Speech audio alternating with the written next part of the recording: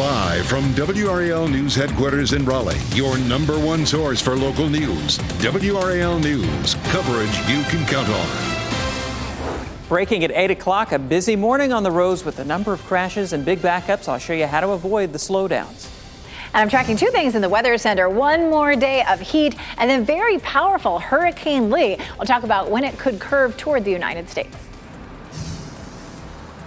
The Hopscotch Music Festival continues today and tomorrow. Just ahead, how safety is top of mind for Raleigh police as crime spikes downtown. Plus, it's another day of AC issues for the state's biggest school district. Two Wake County schools are closed again because of the air conditioning. It just cannot keep up. And Elizabeth just mentioned it's going to be another hot day. It's dangerous to have those kids in the class that can't do it. So we'll talk about that. Thanks for joining us. I'm Michelle McConaughey. I'm Jeff Hogan. It's tough to learn in that kind of environment when it's so hot.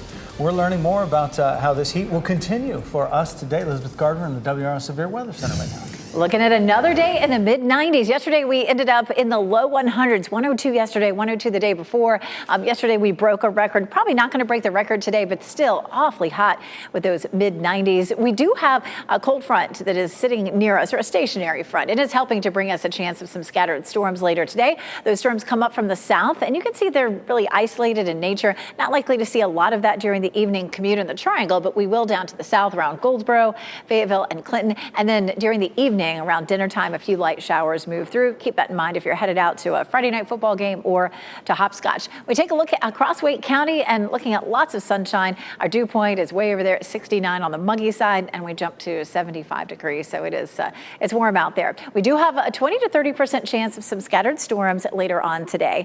And of course, our high temperature will be in the mid 90s, which is 10 degrees higher than normal. Hurricane Lee, new this morning, it has winds at 165 miles per hour. It's been undergoing rapid intensification. It's likely to have 180 mile per hour winds by 2 p.m. on Friday. If that number sounds high, it is. It would put it in the top 10 strongest storms in terms of winds that we've ever seen in the Atlantic. And we'll take a look at some of those records coming up.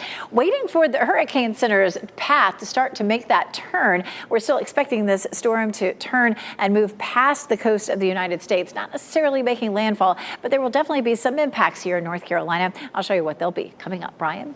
It is 8:02 right now, and it is busy out there on our morning commute. Want to start off on the Beltline at 440 westbound. A report of a minor crash right around the Capitol Boulevard interchange. See that latest live sensor update indicating a 14-minute delay between 87 and mostly out toward the Capitol Boulevard area. Once you get to Capitol Boulevard, 440 westbound's in fine shape heading toward Wake Forest Road and beyond. So if it makes sense for your commute, try to pick up 440 westbound from there. We're not seeing any big ramp delays on Capitol at the moment. And again, as you head away from there back toward Glenwood, you're in good shape.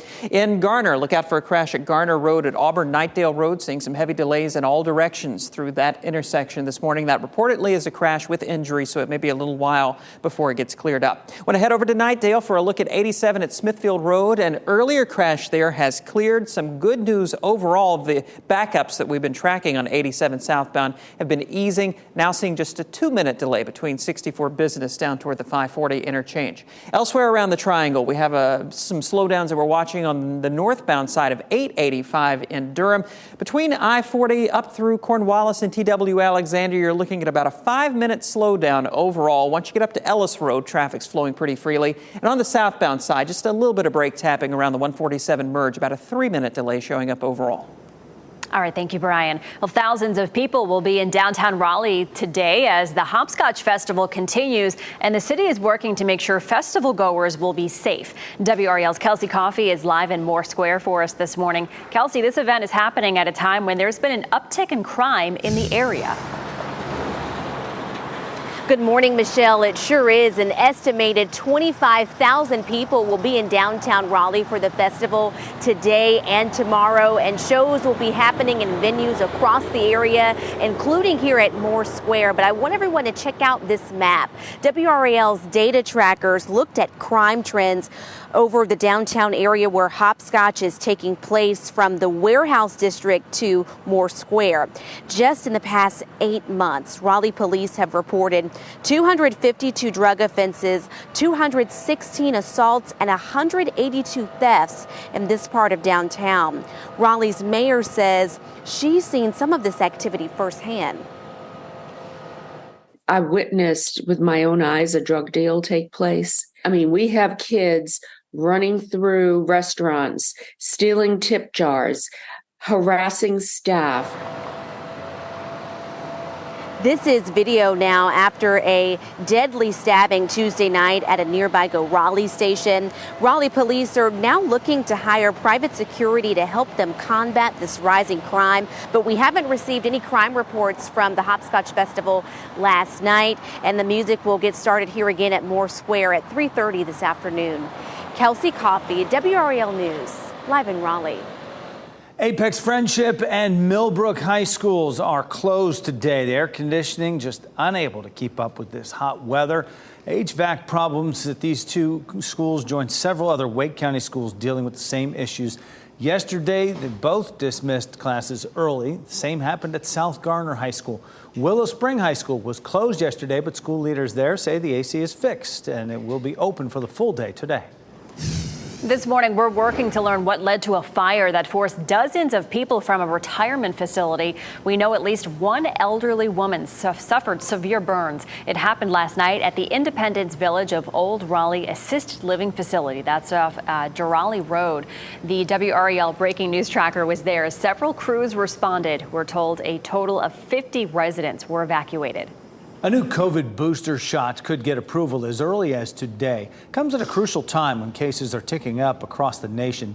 The FDA plans to greenlight the updated version of the shot. The latest doses are designed to target the Omicron subvariant. Even though that strain is no longer dominant right now, the drug makers and medical experts say the booster should still protect against the variants that are circulating right now. Once the FDA signs off on the new booster, the CDC will issue its own recommendation. Well, this morning, a decision from the NCAA ruling UNC wide receiver Tez Walker ineligible all season is sending shockwaves throughout college football. This boils down to him being a double transfer and a new rule enacted by the NCAA this year limiting eligibility for second-time transfers. He started at NC Central, but COVID canceled the season. He then transferred to Kent State, but then transferred to UNC to be closer to his ailing grandmother. You would assume that he would be grandfathered in, but the NCAA, despite hearing all of these circumstances, even getting letters from NC Central and from Kent State vouching for Tez Walker, saying that he should be allowed to play, NCAA still said no. And sports analysts say the next course of action could involve Walker and UNC taking the NCAA to court. Number 17 ranked UNC plays at home against App State tomorrow. Happening today, a new round of deputies will be sworn in to help protect folks in Wake County. 20 new deputies will graduate today as part of the 31st Basic Law Enforcement Training Academy. The ceremony is at 2 this afternoon at the Wake County Commons building in Raleigh. Sheriff Willie Rose says that he believes the deputies are prepared to serve the community with honor, integrity, and professionalism. President Joe Biden will arrive in New Delhi today for the annual G20 summit. The president will meet with world leaders to talk about the war in Ukraine, climate change, and the economy. President Vladimir Zelensky President Putin will skip the summit for the second year in a row, as will Chinese President Xi Jinping. Both leaders are sending other officials in their absence. On Sunday, Biden is expected to visit Hanoi, Vietnam, before traveling to Alaska for the anniversary of the 9/11 attacks. Apex police have an important warning for you this morning. They say a man is pretending to be an officer and is trying to pull people over. Apex police say that person told them the impersonator stopped them on Center Street near US 1 on Tuesday. Police say he was driving a black Ford Crown Victoria with red and blue lights in the visor area. The victim says the man's car had damage to the front bumper.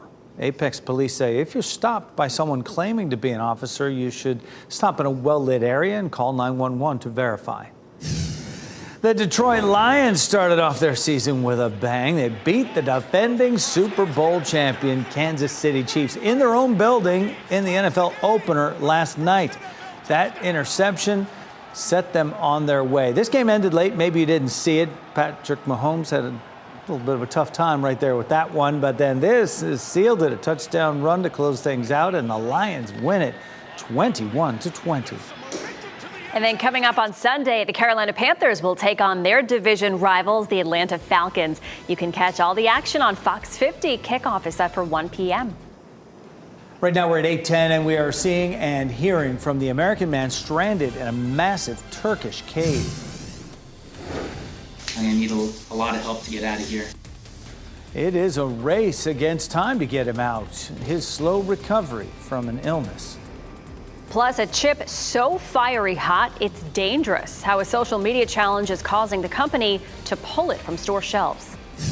And we're seeing a good bit of sunshine across our area right now, but later this afternoon, we'll have a few isolated thunderstorms. I'll show you who's more likely to see the rain coming up.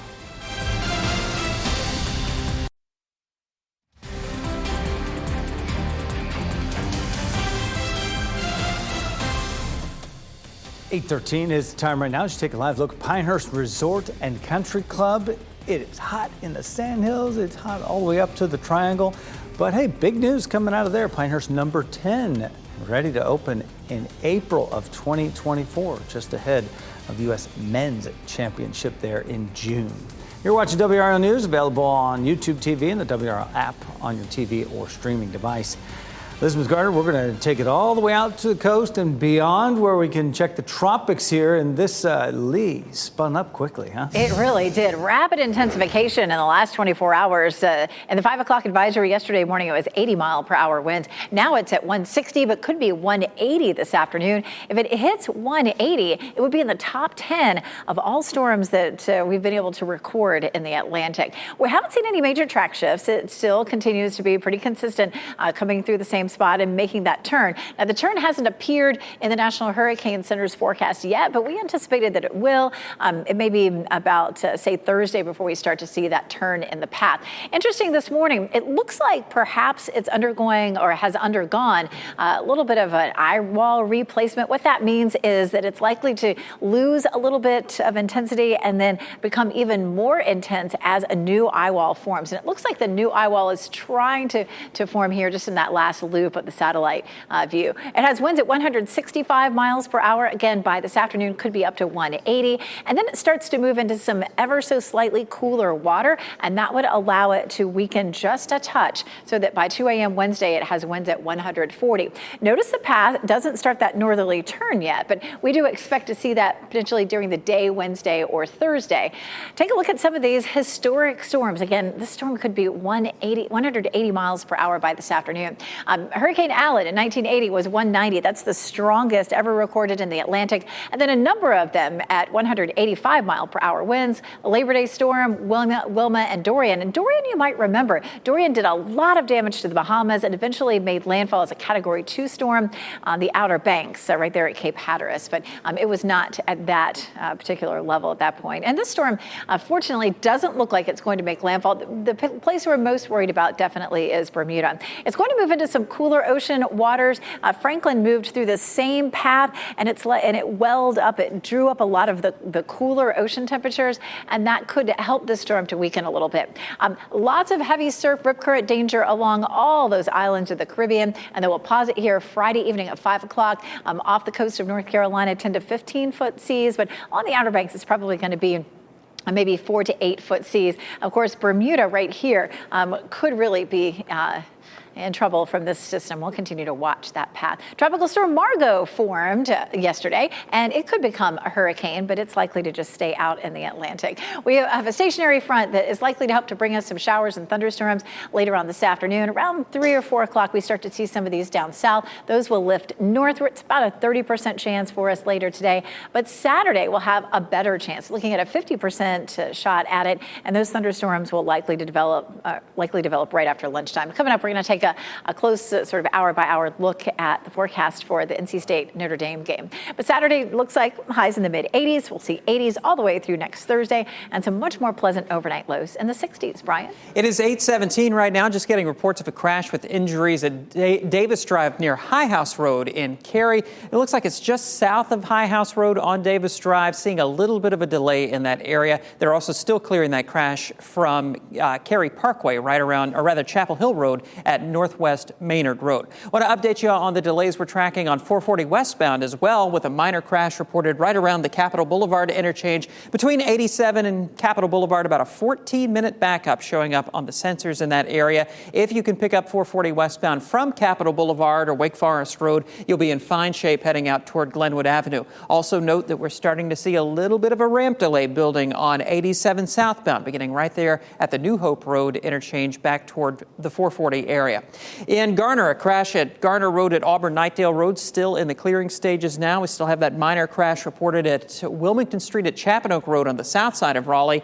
And just east of Fuquay-Varina, look for a crash at 42 around Panther Lake Road in the clearing stages. Around Durham, we're okay on our major routes. And as we take a look at our major approaches into Raleigh, a 6-minute slowdown showing up right now, coming in from Wake Forest on southbound Capitol Boulevard. Thank you, Brian. It's been almost 2 weeks since 2 Fayetteville State University students died on the same day in unrelated incidents, and now the community is coming together to show their support. Fayetteville police mistakenly listed 22-year-old Mia Barfield's death as a homicide. She was found dead August 26th in the University Place apartments after her family requested a wellness check. Investigators have now not said how she died. 32-year-old Radiance Ellis died the same day. Her family tells WRAL that she was a type 1 diabetic and she died after a long battle with the disease. Her husband says she graduated from FSU in 2013 in criminal justice and was seeking a second degree.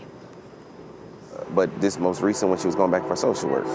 And she had talked about, of course, throughout the years of trying to figure out what you want to do. But when she locked in on social work, she definitely was all in for it, Ellis's funeral is today at the Cape Fear Conference B headquarters in Rayford. Barfield will be laid to rest on Saturday at Salvation Praise Full Gospel Church in Farmville. Disney dropped part of its lawsuit against Florida Governor Ron DeSantis. It's now focused on the claim that DeSantis and his allies weaponized their political power to retaliate against the company for exercising its First Amendment right to free speech. Tensions rose last year after Disney spoke out against a bill that bans certain classroom instruction about sexual orientation and gender identity. The bill passed and DeSantis signed it into law last March. The lawsuit claims that DeSantis illegally punished the company since it spoke out. After months of picketing, actors and writers have revived a push to get paid while they're on strike. Get out those unemployment benefits. The Writers Guild of America joined the Screen Actors Guild in a rally Thursday in California to show their support for what is Senate Bill 799. If the bill becomes law, workers in California can get unemployment benefits after 2 weeks of striking. A similar bill stalled in the state Senate 4 years ago, facing opposition from the State Chamber of Commerce. It claims there's a difference between someone losing their job and someone who decides to go on strike. And happening now in the WRAL Live Center, we want to show you some new video into our newsroom of what's happening in Greece right now.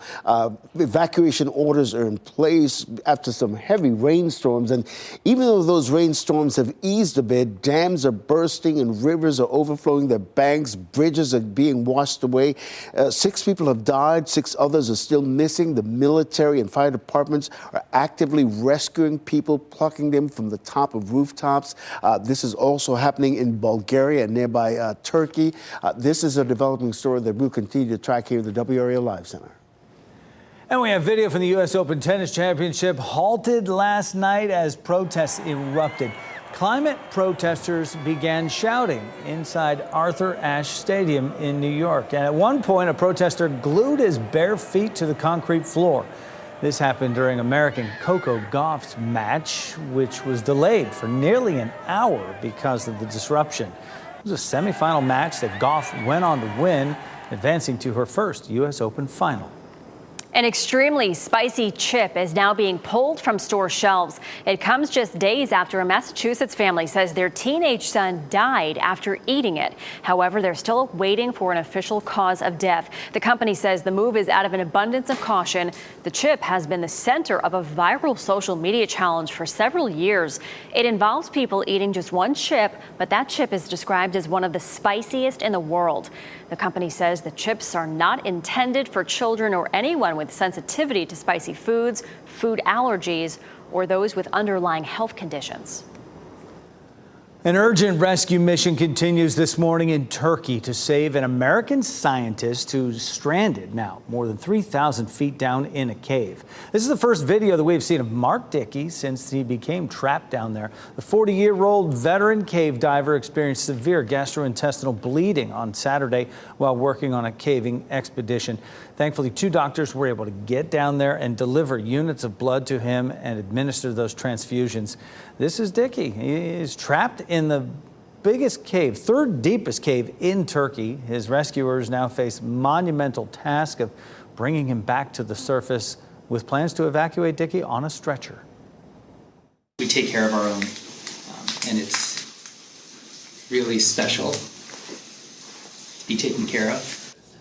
Yeah, he's an expert in rescues himself. How long this takes will depend on whether or not Dickey will be able to leave the cave on his own. If he needs to be carried out on a stretcher, that will make this rescue much longer, much more difficult.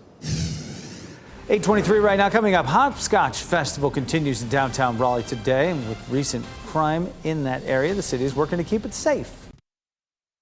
As you get into your car, tune to WRAL News Plus on your radio. In Raleigh on 99.3 FM. In Durham, 96.5 FM. And everywhere on 101.5 HD3. Good morning and happy Friday. Time now is 8:26. I'm Michelle McConaughey in for another hot day. Meteorologist Elizabeth Gardner tracking temperatures right now. Elizabeth, we're going to get up into the upper 90s again. Yeah, this is going to be the last day that we should see temperatures in the 90s for a while. Maybe the rest of the year, but I wouldn't hold your breath on that.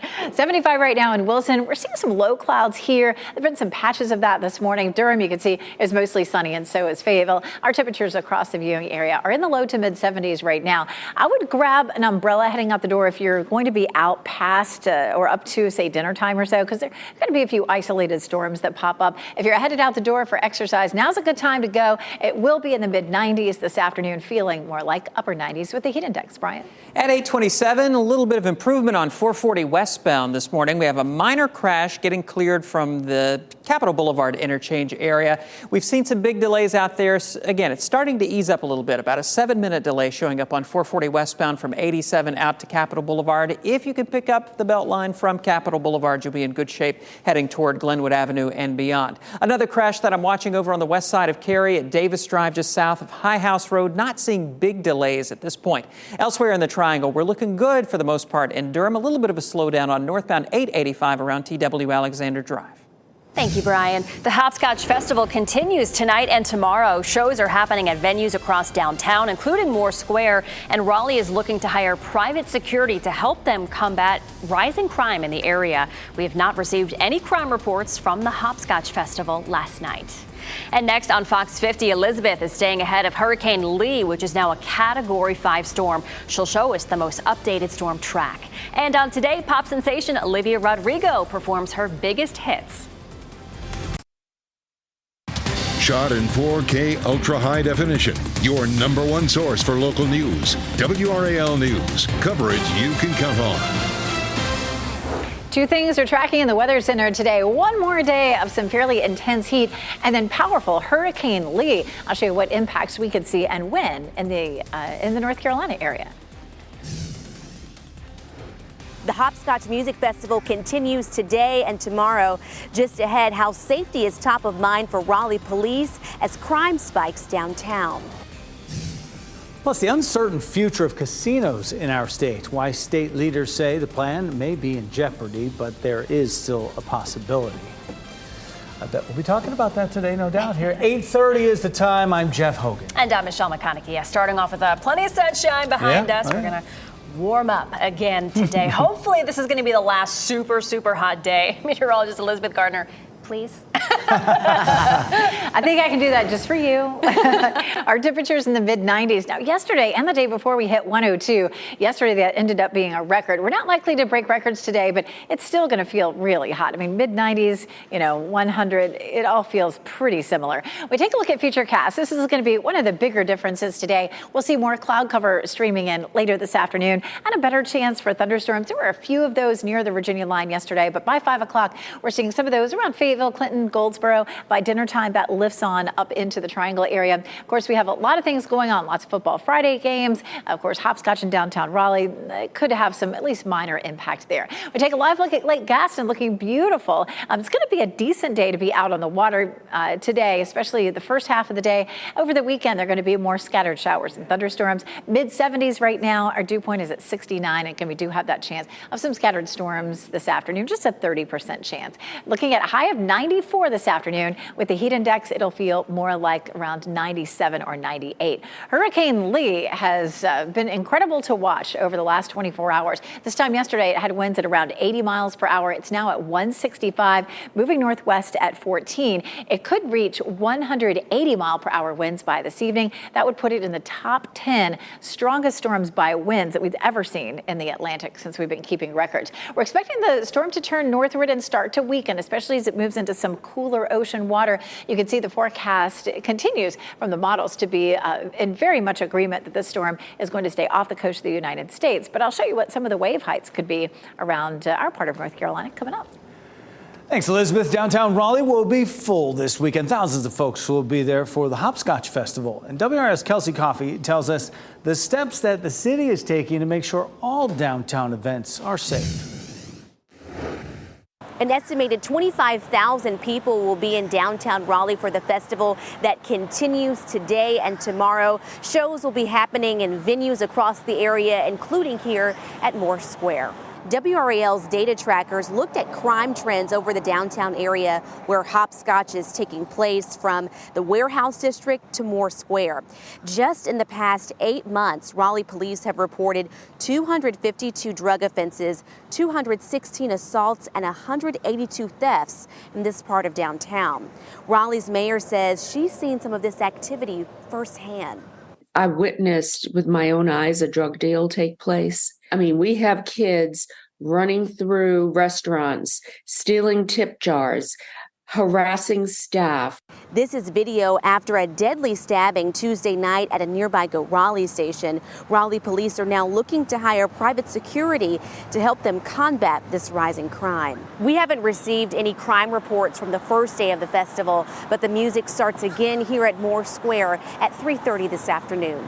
Kelsey Coffey, WRAL News in Raleigh.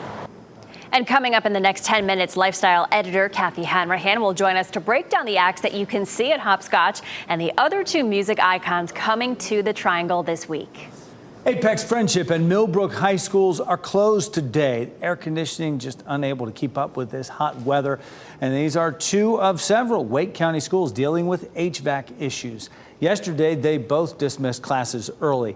Same happened at South Garner High School. Willow Spring High School was closed yesterday, but school leaders there say the AC is fixed and it'll be open for the full day of school today.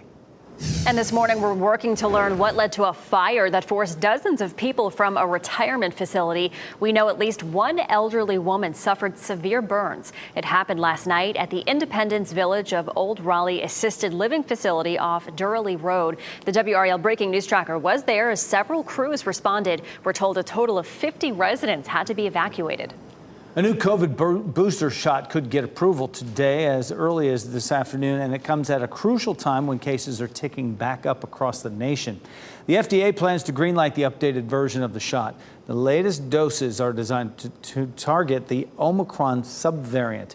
Even though that strain is no longer dominant right now, drug makers and medical experts say the booster should still protect against the variants that are circulating out there. Once the FDA signs off on the new booster, the CDC will issue its own recommendation. A man is seriously injured in a shooting at a concert in Tennessee that happened last night. Memphis police say the shooting happened at the FedEx Forum where Lil Baby and Glorilla were performing. The video shows the aftermath of the incident here. You can see a man was taken away on a stretcher. No word on any arrests or how the shooter got the gun inside the venue. Lil Baby is scheduled to perform at PNC Arena on Monday. Happening today, a new round of deputies will be sworn in to help keep people safe in Wake County.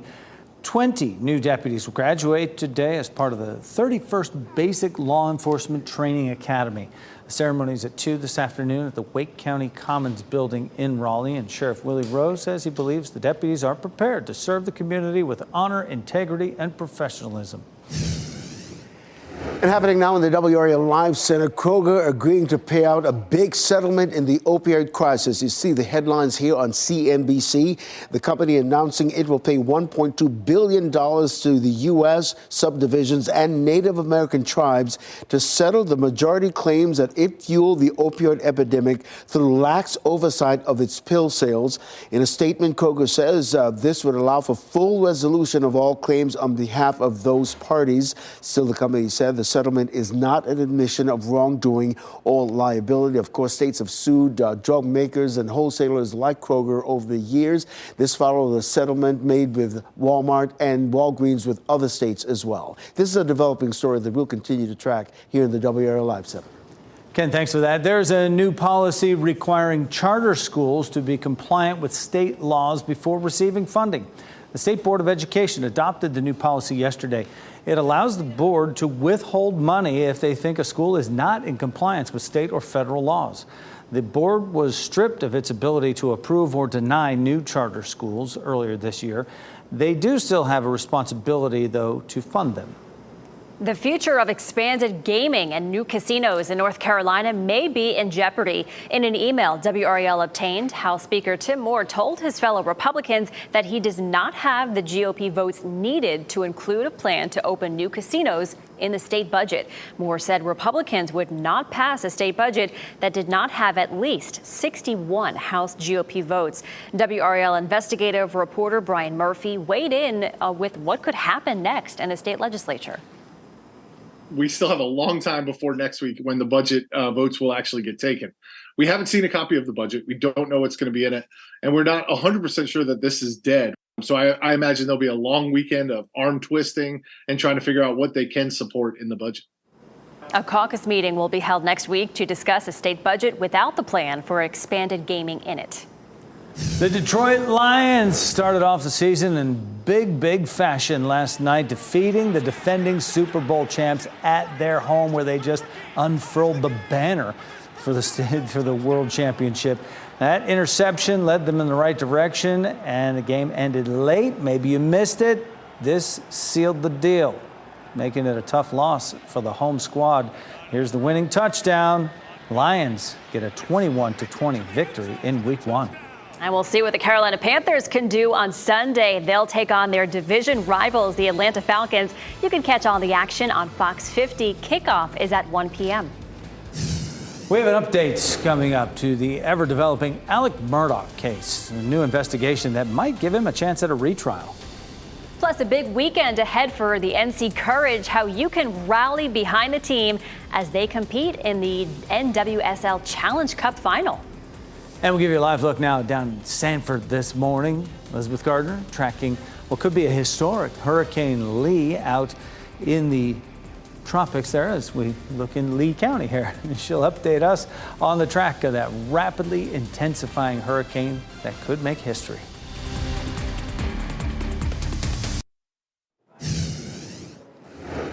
8:42, taking a live look at Lake Gaston this morning. Looks nice and quiet out here this morning. This is a look from the Point Restaurant. Could be a little busier over the weekend. We're not going to see the extreme heat that we've seen the last several days. We're also going to add some thunderstorms to the forecast, though. Just a few today, but a better chance on Saturday and Sunday. So keep that in mind as you're making your outdoor plans. Not going to be a washout either day, but we'll see those afternoon and evening storms popping up. Mid-70s right now, the Triangle with a dew point of 69, and we make it into the mid-90s this afternoon. Looking at 94 in Raleigh, 95 in Durham, Durham and 95 degrees in Fayetteville. None of that's likely to be a record. 99 is the record for today in Raleigh, but that was the record yesterday. We hit 102. We're not likely to hit 102 today, but mid-90s definitely going to feel hot, especially with the heat index. It'll feel like upper 90s. 93 for Fayetteville, the previous record 101. So not likely to be a record-breaking day today, but still 10 degrees above normal. Normal is 85 degrees, and we'll hold it in the 80s well into next week. So this is the last 90-degree day, at least in the 7-day forecast. And maybe for a while, because we're about to move into next week where we have a good chance of below normal temperatures. And the last average 90-degree day of the year happens on September 12th, which is next Tuesday. I'm not about to promise you that we won't see any more 90-degree days, but statistically, it's possible that we wouldn't. We do have a stationary front that's sitting across our viewing area right now. We'll have more cloud cover that streams northward this afternoon. We'll start with a few isolated storms down around Fayetteville, Clinton, and Goldsboro. Those will drift northward up around the Triangle area this evening. Not likely to see a whole lot of rain there, so if you're headed to a Friday night football game or to hopscotch this evening, you might see an isolated shower, but it's certainly not going to be a washout. 20 to 30% chance. Now, Saturday, we're up to 50% chance. Sunday, we're going to knock it back down to 40 and then 20 overnight. Hopscotch for this evening at 9 o'clock, 80 degrees, and tomorrow is 77. But tomorrow at about 9 o'clock, we got about a 40 to 50% chance of some thunderstorms. It is Football Friday, and the big issue for the high school kids this week has been the lack of practice because it's been too hot. 85 at game time, and it'll feel more like 87 or 88. So that should, I don't know exactly what the rules are, but that should keep things cool enough that they'll be able to play their game. And there's a slight chance of a thunderstorm. At 7 o'clock, the heat index 86, but that heat index will climb into the mid-90s this afternoon. Notre Dame plays at NC State. The game starts at noon. Temperatures shouldn't be a problem, looking at 83 at noon and 85 at 2 o'clock. The big question will be the scattered thunderstorms, 40 to 50% chance as that ramps up mainly the mid to late afternoon. Hurricane Lee has been rapidly intensifying the last 24 hours, moving northwest at 14 with winds at 165. You can see the eye is just starting to reform there. We're looking at the forecast path. The forecast this afternoon is for 180 mile per hour winds, but it is likely to weaken by middle of next week back down to Cat 4. It's still a very powerful storm. It will most likely swing north after that and bring some heavy surf and definitely some rip current danger to the coast of North Carolina. But right now, we're not anticipating a landfall. A lot can happen between now and then, though, so keep checking back. We're looking at highs in the 80s all the way through Thursday, and the overnight lows drop on into the 60s, which will feel nice.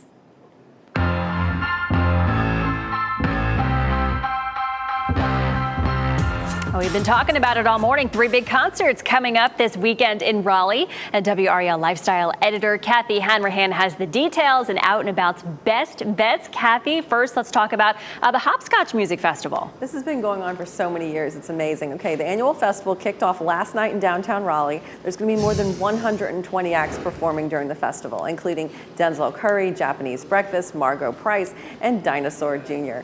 Some general admission tickets are still available, so check their website. And I think when you think of country music icon, you think of this man. There's a country star in town. Oh yeah, Willie Nelson. Yeah. He's bringing his Outlaw Music Festival to the Coastal Credit Union Music Park at Walnut Creek. He's going to be joined by the String Cheese Incident, Los Lobos, and Particle Kid. The concert starts at 4:45 p.m. and so there's so many acts they have to squeeze in. Yeah, it's going to be awesome. And you can wrap up the weekend with a hip-hop show at PNC. This is a hot show. LL Cool J is headlining the Force Live concert. It's his first headlining arena tour in 30 years. He's going to be joined by The Roots, DJ Jazzy Jeff, Juvenile, and De La Soul. It's going to be a great show, all happening on Sunday. A lot of music going on this weekend. And for more on these events and even more picks for the weekend, you can go to WRAL.com and search keyword Out and About. Thank you, Kathy. The United Auto Workers Union is threatening to go on strike next week if its demands aren't met. Right now, there is little optimism coming from the automakers or the union. Union workers have a list of demands, including a 40% raise over the length of a 4-year contract, the ending of a 2-tier wage system for some workers, and a 32-hour work week at full pay. General Motors made a counteroffer yesterday that features a 10% pay hike. A statement from the UAW president said GM's counteroffer was, quote, an insulting proposal that doesn't come close to an equitable agreement. Only on WRAL, the military holds on to promotions caused by one senator's protest over the Pentagon's abortion policy is impacting top military leaders at Fort Liberty. An Army spokeswoman told WRAL's Lena Tillett the promotions of 6 top officers are on hold, including a deputy commander position with the 82nd Airborne Division. A former Bush administration official and Duke professor told us Republican Senator Tommy Tuberville has the right to have policy concerns. However, he should take them up with Congress. He worries about the impact to the entire military to not have leadership in place. Meanwhile, the spouse of a Marine who once served at Camp Lejeune says she worries how lower ranked officers will respond. And it makes us feel like, are we next? What's going to happen? And that sense of uncertainty is never a good thing when you're talking about serving and our national security. What's making it really unprecedented is the damage that this is doing to our readiness and to our relationships with our allies and the way it puts us on our hind feet. Now it's unclear how the standoff between the senator and the Department of Defense will resolve itself. More than 300 senior leaders are on hold, and that's expected to double by the end of the year. New developments in the ongoing saga of Alec Murdaugh. The South Carolina Attorney General is now asking for an investigation into allegations of jury tampering during the double murder trial for the ex-attorney. And the move comes just days after Murdaugh's attorneys filed a motion this week requesting a retrial. The South Carolina Law Enforcement Division released a joint statement with the AG on the matter, and they say the agencies are committed to a fair and impartial investigation. Murdaugh's lawyers accused the Colleton County Clerk of Court of tampering with the jury in order to get a guilty verdict. Murdaugh was convicted of killing his wife and their younger son. State Superintendent Catherine Truitt wants to push back the date on complying with the new Parents' Bill of Rights to January. She says state leaders and school systems are still waiting for answers on how to comply with the law. It's preventing them from being able to implement it right now. For example, Truitt said she isn't sure what permission is and is not required for schools to provide medical services in case of emergency to kids. Now, Truitt says she's been talking with lawmakers about doing this, and a spokesman for Senate Leader Phil Berger says they are aware of the concerns and are working to address them. Well, today marks 1 year since the death of Queen Elizabeth II. King Charles thanked the public this morning for all of the love and support. The Queen presided over the throne for 70 years. The nominees for the 2023 CMA Awards have been announced, and a first look at Eli Roth's holiday horror film. Ashley Dvorkin has all of this and more in the Hollywood Nation. Ladies and gentlemen of the jury. Fox heads to court, country superstars headline, and Wilson scores in the Hollywood Nation. I got a heart like a truck. Lainey Wilson is the top contender at the upcoming 2023 CMA Awards. The list of nominees were revealed on Thursday, with the country singer leading the pack with 9 nominations, including Entertainer of the Year. Last year's champ Luke Combs is also up for the coveted prize again this year, earning 4 nods total. Luke Bryan and Peyton Manning will host the annual ceremony, airing live from Nashville on ABC November 8th. If I was a cowboy, I'd be the queen. Speaking of country music, the lineup for the 2024 Stagecoach Festival has been announced. Eric Church, Miranda Lambert, and Morgan Wallen will headline the 3-day event kicking off April 26th at the Empire Polo Club in Indio, California. Thanksgiving is a time for appreciation. Today's First Looks features Eli Roth's new holiday horror, Thanksgiving. The film follows a serial killer terrorizing the residents of Plymouth, Massachusetts. It slashes into theaters November 17th. Mr. Gary hasn't lost a case in over 12 years. And Jamie Foxx teams up with Tommy Lee Jones in The Burial. Prime Video released the trailer to the upcoming dramedy about a funeral homeowner enlisting a charismatic attorney to help save his family business. The film is based on true events. It arrives on the streamer October 13th. How do you feel about working with black folk? I suppose I am a little prejudiced. Did you meet my team? That was Ashley Dvorkin reporting. The North Carolina Courage are back in the National Women's Soccer League Challenge Cup final with a chance to win back-to-back championships on Saturday. The Courage will be hosting Racing Louisville FC at 12:30 at Wake Med Soccer Park in Cary. The winning club will get a $1 million prize. The Courage advanced to the final after a dramatic 1-0 win in the semifinals against the Kansas City Current. Midfielder Brianna Pinto says the team wants the park to be packed tomorrow. We're so excited. We want Wake Med Soccer Park to be packed out. We've been really proud of the performances we've had at home, and we just continue to hope growing the game here in North Carolina. And tickets are still available on the team's website. Last May, the Courage won the Challenge Cup with a 2-1 victory over the Portland Thorns. No club has ever won 2 consecutive Challenge Cups, so good luck to them. We'll be right back.